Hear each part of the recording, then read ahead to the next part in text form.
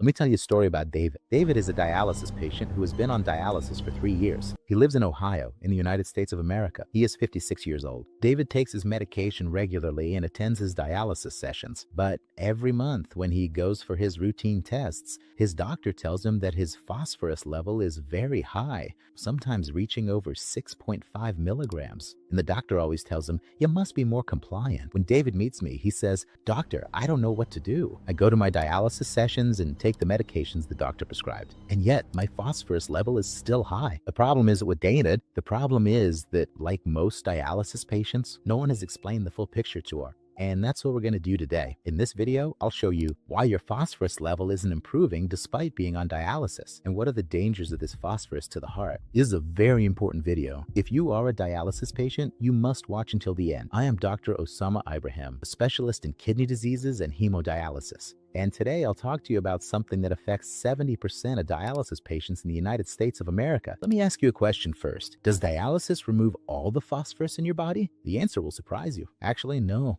Dialysis removes about 800 to 1,000 milligrams of phosphorus per session. But if you eat your normal food every day, which, by the way, all the food we eat contains phosphorus, but it varies from one food to another, your body takes in 1,000 to 1,400 milligrams of phosphorus. What does that mean? It means dialysis removes less than what you're putting into your body. So what do phosphate binder medications like Sevelamer, Renagel, or Renagel do? These medications' job is to reduce the phosphorus level in the blood, but only if taken correctly. And we'll talk about that in a bit. Let me explain the whole thing from the beginning. Healthy kidneys get rid of excess phosphorus in the body through urine. But when the kidneys fail and you start dialysis, the kidneys have stopped working and need dialysis to compensate. But dialysis doesn't remove phosphorus as efficiently as healthy kidneys do. Healthy kidneys work 24 hours a day, while dialysis is 4 hours, repeated 3 days a week. Therefore, it can't remove the full amount of phosphorus in your blood. That's why we give you medications to lower phosphorus. So what happens when phosphorus levels rise in your body? First, it hits your heart. When phosphorus levels go up,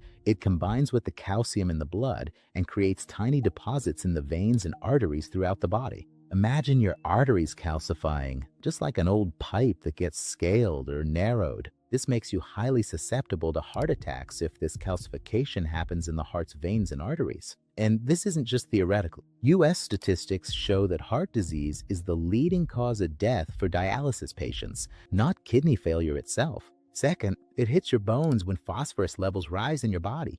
Your body tries to control it through the parathyroid hormone, or PTH. This hormone pulls calcium from the bones and puts it into the blood to balance out the high phosphorus levels in the blood. As a result, your bones become very brittle, almost like a cracker. This explains why dialysis patients constantly complain of bone pain or fractures that can happen easily. Just a small bump could cause a fracture if you're a dialysis patient and your phosphorus isn't regulated. Thirdly, it causes constant itching.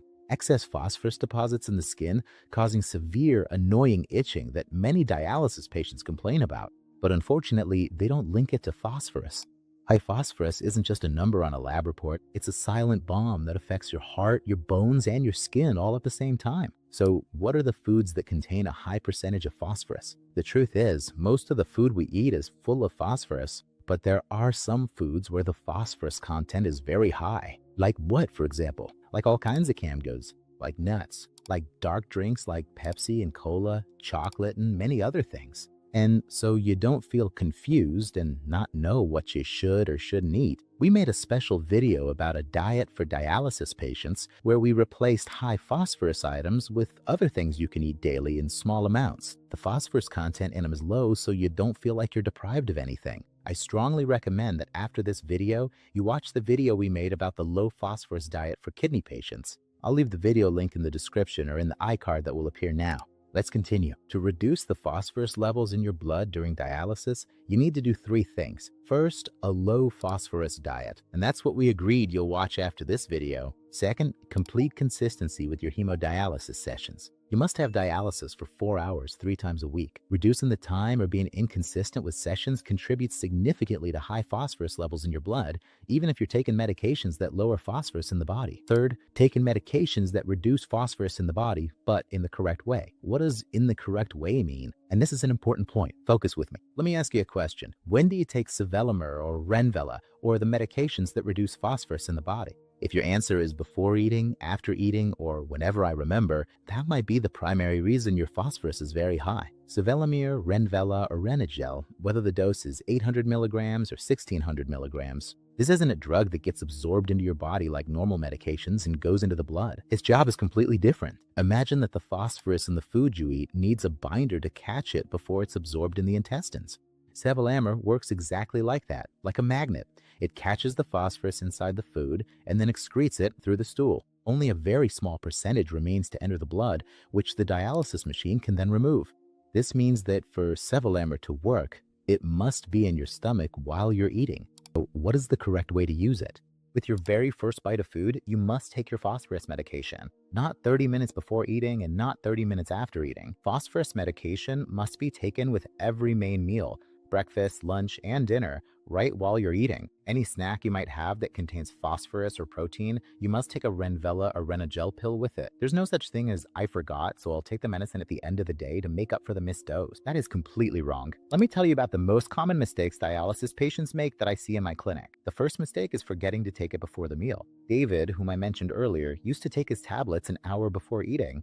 My response to him, David, the phosphorus is already in the blood and the medicine is no longer of any use. The second mistake is neglecting snacks. Many people take their medication with main meals, like breakfast, lunch, and dinner, but they forget that a glass of milk, a piece of cheese, or the nuts you snacked on between meals are full of phosphorus and require an extra dose if you eat any of them. The third mistake is taking the wrong dose. Some patients take a lower dose than the doctor prescribed because the pill size is large, which naturally means the amount of phosphorus the medicine binds is insufficient, so more phosphorus enters the bloodstream. The fourth mistake is food with hidden phosphorus. What does that mean? Pepsi, cola, chocolate, and dark-colored drinks. The phosphorus in these is not natural. It's synthetic phosphorus, and it gets absorbed immediately. Unfortunately, no medications work well with it. Even then, they only remove a tiny fraction, while the rest is absorbed into your blood, raising your phosphorus levels. So far, I've explained why your phosphorus stays high and how phosphorus medications work. But the important question is,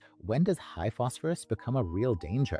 You need to call your doctor immediately. First, severe itching that doesn't stop. It's not normal itching. It's constant, gets worse at night, and even keeps you from sleeping. If you have this, it could be a sign that calcium and phosphorus are starting to deposit in your body. And this itch won't improve with creams or topical treatments you apply to the skin. You need to check your phosphorus. The phosphorus level in your body requires quick intervention from you through diet and from your doctor with necessary advice and steps. Second, pain in the back, bones, and joints.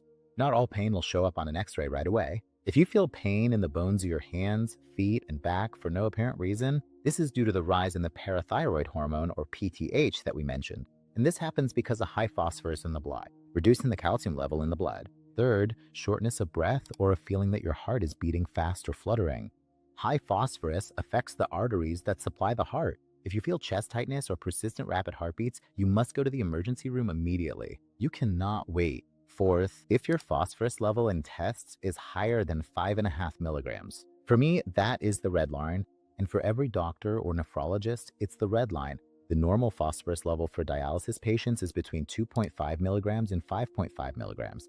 Anything over 5.5 needs immediate review. Fifth, your eyes have become red or there's constant irritation in the eye. Calcium and phosphorus deposits can occur. If you have persistent in your eye, this is an indicator that your phosphorus is high. You must call your doctor immediately. Okay, now we know everything. What should I do, doctor? First, maintain a low phosphorus diet. Stay away from canned and processed products that have high phosphorus as preservatives. Second, keep up with your dialysis sessions regularly.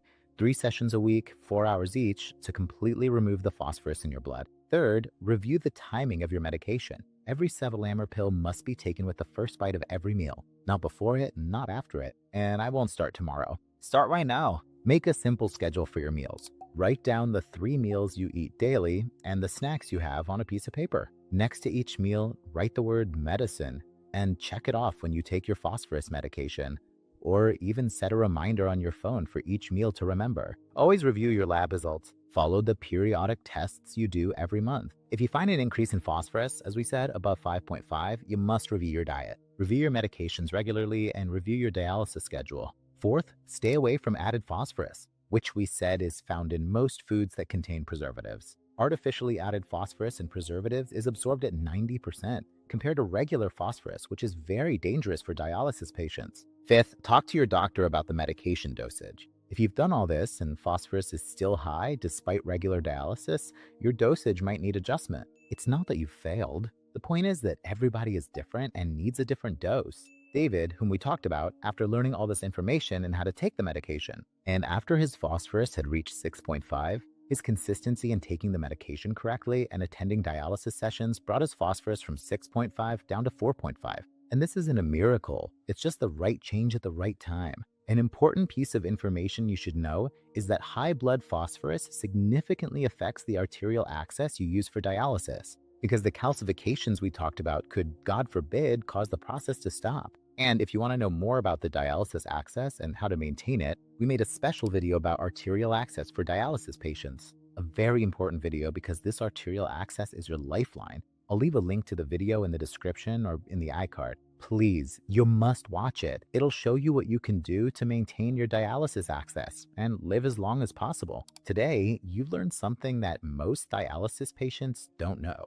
That high phosphorus isn't just a medication issue, it's a battle of timing, type, the food you eat, and also the dose you take. If you have any questions about dialysis, write to me in the comments and I will personally reply to you. Take care of your health. Your health matters. And don't forget, we made this video for you today as an act of kindness. We also hope you've done something good today and always make it a rule for yourself.